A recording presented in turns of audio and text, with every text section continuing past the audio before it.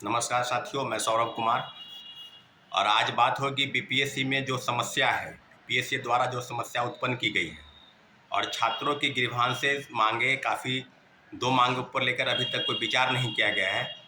आपको पता है कि कल एक प्रतिनिधि मंडल छात्रों का डिप्टी सीएम श्री विजय सिन्हा से मुलाकात किए और दूसरा एक वर्ग जो है, खासकर उसमें छात्राओं का काफ़ी काफ़ी संख्या में छात्राएं हैं जो मुख्यमंत्री सचिवालय के पास भी जमे थे।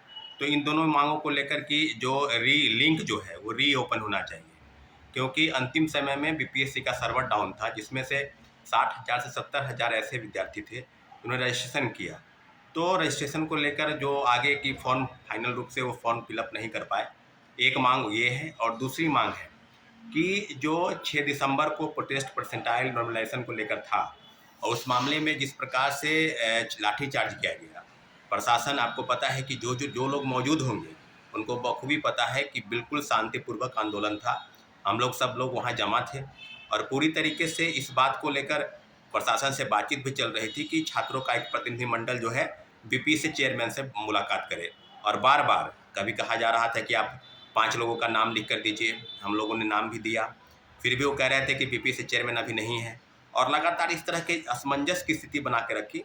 और फिर आपने देखा होगा कि किस प्रकार से उल्टे प्रशासन द्वारा छात्रों को दौरा दौरा कर कई लड़कियों को चोटें आई, सैकड़ों लोग मुझे लगता है कि घायल हो गए हैं, जिनको किन्हों को मामूली चोट, आंशिक चोट, और कई लोगों के पैर भी टूट गए हैं। कई चीज़ें आपने देखा होगा, कई लोग हॉस्पिटल में एडमिट हैं। तो इन्हीं सब मांगों को लेकर दो मांग है और तीसरी मांग है कि छात्र नेता दिलीप की रिहाई जो है वो होनी चाहिए, क्योंकि ये मांग को लेकर हम लोग लगातार बिहार सरकार से गुहार लगा रहे हैं। जितने भी छात्र हैं, सब सत्ता पक्ष हो या विपक्ष हो, उनके नेताओं से कि इस तरह की चीज़ें नहीं होनी चाहिए। अगर दिलीप ने छात्र का नेतृत्व किया, अगर दिलीप ने इन सब चीज़ों को रखा, तो निश्चित रूप से मांग बिल्कुल जायज़ थी। नॉर्मलाइजेशन को लेकर बीपीएससी की तरफ से कोई आधिकारिक सूचना नहीं दी गई, उल्टे उपापोह की स्थिति में छात्र लगातार थे। कई चीज़ें सामने आई बीपीएससी की तरफ से। जिला को जो पत्र लिखा गया उसमें 3 अलग-अलग तरह के रंग की जो सेट हैं उसको देने की बात कही जा रही थी। वो छात्रों के साथ उनकी मीटिंग नहीं हुई, जो 15 नवंबर को उन्होंने कहा कि प्रस्तावित है, हम मीटिंग करेंगे, बुलाएंगे, फिर कोई अंतिम फैसला लेंगे। लेकिन आपको याद होगा कि नोटिफिकेशन जब जारी हुआ था उसके 2-3 दिन पहले एक प्रेस वार्ता में उन्होंने कहा था कि इस बार सीटों की संख्या ज़्यादा है, तो जब छात्र ज़्यादा होंगे, 14 लाख 12 लाख होंगे, तो हो सके एक से ज़्यादा शिफ्ट में कराने की परीक्षा जो है वो नौबत आ जाए। कहने का मतलब है, और प्रेस द्वारा ये सवाल भी किया गया था कई पत्रकारों द्वारा कि क्या नॉर्मलाइजेशन और परसेंटाइल की बात आप तो नहीं कर रहे हैं? तो बिल्कुल उन्होंने कहा था कि हाँ, नॉर्मलाइजेशन और परसेंटाइल जैसे शिफ्ट में परीक्षा होगी तो नॉर्मलाइजेशन जो है वो लागू हो जाएगा। तो ज़ाहिर-सी बात है कि पूरी तरीके से छात्रों को वो इस तरह के उपवापों और इस तरह की चीज़ें में रहे। और आज बिल्कुल कई चीज़ें सामने आ रही है। खान सर जो हैं वो छात्रों का एक अलग प्रतिनिधित्व कर रहे थे, गर्दनी बाग धरना स्थल पर मौजूद थे। अब उनका भी तबीयत खराब हो गया है और उनके साथ क्या-क्या हुआ है, बात आपने भी देखा। पटना पुलिस प्रशासन द्वारा स्पष्ट तौर पर ये कहा गया है कि खान सर को न हिरासत में लिया गया था, न उनको डिटेन किया गया था। उल्टे हुए प्रशासन से गुहार लगा रहे थे कि मेरी गाड़ी फलाना जगह पर खड़ा है, आप मुझे वहाँ पर छोड़ दीजिए। फिर वो हॉस्पिटल में एडमिट हो गए, उनकी तबीयत खराब है। वो जल्द से जल्द स्वस्थ हो जाए। छात्र हित में वो लड़ते हैं, लड़ते रहेंगे।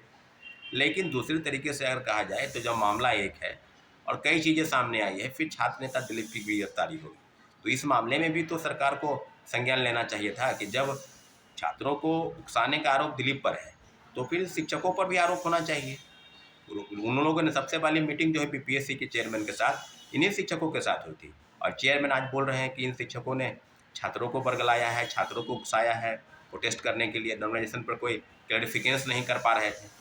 तो सब चीज़ें अब सामने आ गई है। तो आज हम लोग जो है बीपीएससी कार्यालय के पास जा रहे हैं। कई छात्र जो है जो अपनी समस्या को लेकर आएंगे। उसमें 2 समस्या प्रमुख है। पहले कि जिन लोगों को चोट लगी है वो अपने जो डॉक्यूमेंट है किसी हॉस्पिटल से या इस तरह की चीज़ें, या जिन लोगों ने फॉर्म फिलअप नहीं किया है वो रजिस्ट्रेशन स्लिप आदि आदि जो डॉक्यूमेंट्स है वो लेकर बीपीएससी ऑफिस में आप 11 सवा 11 तक पहुंच जाए, क्योंकि हम लोग के डेलीगेशन जो है वो बीपीएससी चेयरमैन से मिलेगा और अपनी बातों को रखेगा। निश्चित रूप से हमारी मांग जायज़ है और 2-3 हम लोग की प्रमुख मांग है।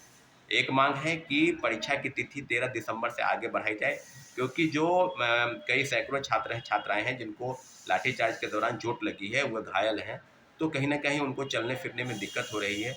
तो मुझे लगता है कि कम से कम 20 से 25 दिन डेट बढ़ाने में कोई दिक्कत नहीं होनी चाहिए थी। और दूसरी मांग है कि लिंक को रीओपन किया जाए, क्योंकि 60,000 70,000 परीक्षार्थी जो हैं वो रजिस्ट्रेशन कर लिए, लेकिन अंतिम रूप से वो फॉर्म फिलअप नहीं किए। इन्हीं दोनों मांग, और एक और मांग है कि छात्र नेता दिलीप की रिहाई हो। इन मांगों को लेकर हम सरकार के समक्ष आज मुख्यमंत्री जी से भी मिलने का समय है। छात्र छात्राएं पहुंच रहे हैं, मौजूदगी उनकी है। सब मांगों को लेकर हम लोग जा रहे हैं। ठीक है साथियों, धन्यवाद, जय हिंद।